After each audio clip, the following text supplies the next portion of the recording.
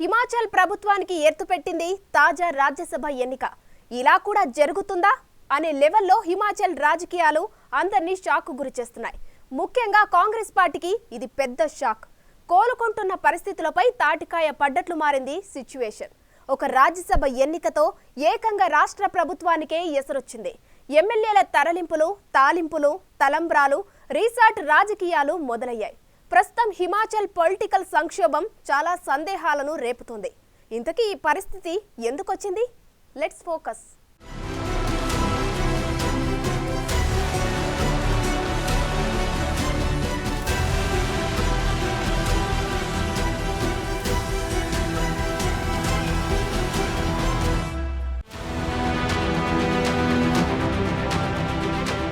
రాజకీయాలు ఇంత దారుణంగా ఉంటాయా? నీతి నియమాల్లాంటివి ఏవీ ఉండవా? ప్రజలు ఎన్నుకున్నది ఇందుకేనా? పదవి దక్కగానే ఓటు వేసిన ప్రజలకు సంబంధం లేకుండా నిర్ణయాలు తీసేసుకుంటారా? ఇలాంటి ఇంకా చాలా ప్రశ్నలు ప్రస్తుతం హిమాచల్ రాజకీయాల సందర్భంగా వినిపిస్తున్నాయి. ఫిబ్రవరి 27న జరిగిన రాజ్యసభ ఎన్నికలను గమనించిన అందరికీ ఇలాంటి డౌట్లు రాకపోవు. తాజా రాజ్యసభ ఎన్నికల ఫలితాల్లో అంతా ఊహించినట్లే క్రాస్ ఓటింగ్ ప్రభావం చూపింది. కర్ణాటక, హిమాచల్ ప్రదేశ్, ఉత్తరప్రదేశ్ రాష్ట్రాల్లో కలిపి మొత్తం 15 రాజ్యసభ స్థానాలకు ఫిబ్రవరి 27న ఓటింగ్ జరిగింది.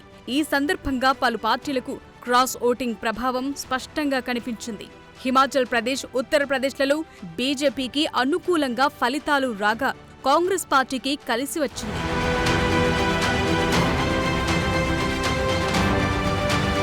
ఉత్తరప్రదేశ్ రాష్ట్రంలో 10 రాజ్యసభ స్థానాలకు ఓటింగ్ జరగ్గా బీజేపీ 8 మంది అభ్యర్థులను బరిలో దింపింది.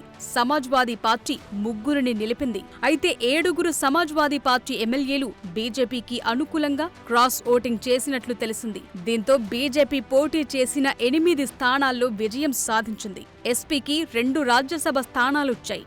ఇక హిమాచల్ ప్రదేశ్ కాంగ్రెస్ అధికారంలో ఉన్నప్పటికీ అక్కడ బీజేపీకి అనుకూలంగా క్రాస్ ఓటింగ్ జరిగింది. 6 కాంగ్రెస్ ఎమ్మెల్యేలతో పాటు మరో 3 స్వతంత్ర ఎమ్మెల్యేలు కూడా బీజేపీకి అనుకూలంగా ఓటేశారు. దీంతో కాంగ్రెస్ పార్టీకి చెందిన అభిషేక్ సింఘ్వీకి ఎదురుదెబ్బ తగిలింది. 68 మంది సభ్యులున్న హిమాచల్ ప్రదేశ్ రాష్ట్ర అసెంబ్లీలో కాంగ్రెస్కు 40, భాజపాకు 25 మంది ఎమ్మెల్యేలు, 3 స్వతంత్ర ఎమ్మెల్యేలున్నారు. మొత్తంగా ఇక్కడ కాంగ్రెస్ బలం 43గా చెప్పుకోవాలి. అయితే రాజ్యసభ ఎన్నికల్లో కాంగ్రెస్ అభ్యర్థి అభిషేక్ మను సింఘ్వీకి 34 ఓట్లు మాత్రమే లభించాయి. కాంగ్రెస్ ధీమాగా ఉన్న మొత్తం 43 మంది ఎమ్మెల్యేలు కాంగ్రెస్ కు అనుకూలంగా ఓట్లు వేస్తే సింఘ్వీ గెలిచేవారే. కానీ 9 మంది ఎమ్మెల్యేల్లో 6 కాంగ్రెస్, 3 స్వతంత్ర ఎమ్మెల్యేలు క్రాస్ ఓటు వేయడంతో బీజేపీ అభ్యర్థి హర్ష్ మహాజన్ గెలుపొందారు.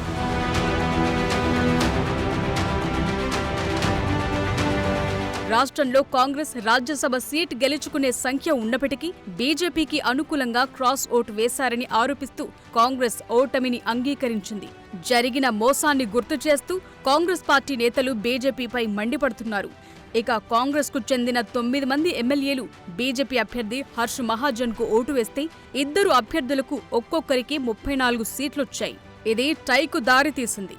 ఈ క్రమంలో టై బ్రేకర్గా చాలా అరుదుగా అవసరమయ్యే ప్రత్యేకమైన ఎక్సర్సైజ్ డ్రా ఆఫ్ లాట్లో మహాజన్ గెలిచారు. నిబంధనల ప్రకారం రాజ్యసభలో టైని బ్రేక్ చేయడానికి లాట్ల పర్చా విధానం ఉపయోగిస్తారు.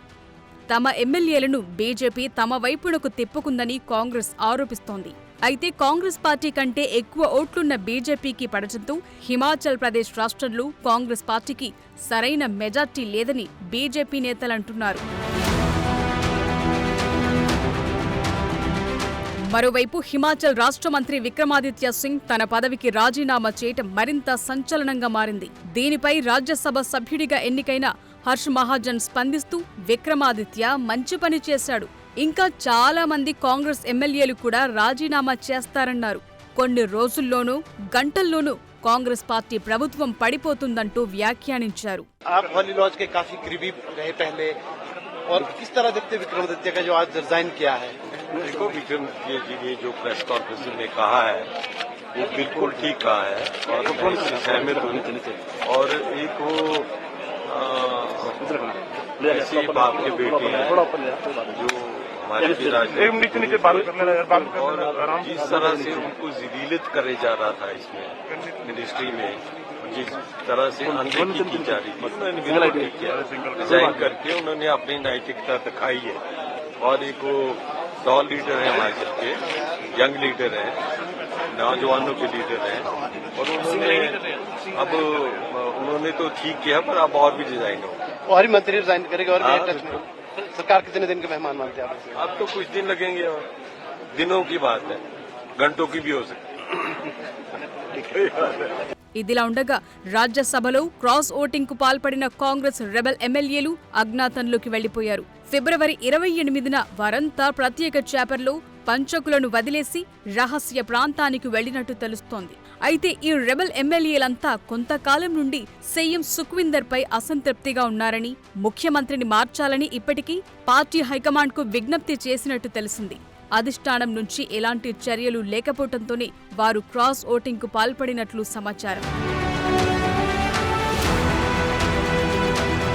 మొత్తానికి ఈ రాజ్యసభ ఎన్నికల్లో జరిగిన క్రాస్ ఓటింగ్తో హిమాచల్ ప్రదేశ్లో రాజకీయ సంక్షోభం నెలకొంది. ఫిబ్రవరి 27న జరిగిన రాజ్యసభ సీట్ పోలింగ్లో కాంగ్రెస్ పార్టీ నేతలు సొంత పార్టీకి వెన్నుపోటు పొడిచారన్నది స్పష్టమైంది. అధికార కాంగ్రెస్ కు సంఖ్యాబలం ఉన్నప్పటికీ కొంతమంది ఎమ్మెల్యేలు ప్రత్యర్థి పార్టీకి ఓటేయటంతో హస్తం పార్టీ నుండి ఉన్న రాజ్యసభ అభ్యర్థి ఓటమి పాలయ్యారు. ఈ పరిణామాల తరువాత హిమాచల్ ప్రదేశ్లో రాజకీయాలు శరవేగంగా మారుతున్నాయి. సీఎం సుఖ్వీందర్ సింగ్ సుఖును గద్దెదింపేందుకు ప్రతిపక్ష బీజేపీ అవిశ్వాస అస్త్రం ప్రయోగించడానికి సిద్ధపడింది. అయితే దీనిపై సీఎం సుఖ్వీందర్ ఘాటుగా స్పందించారు. బీజేపీకి నాటకాలాడటం కొత్తేమీ కాదని, వారి డ్రామాలను ఎవ్వరూ నమ్మరని అన్నారు. రాష్ట్రంలో కాంగ్రెస్ ప్రభుత్వం పూర్తి టర్మ్ 5 ఏళ్లు అధికారంలో ఉంటుందని అన్నారు. 5 साल चलेगी।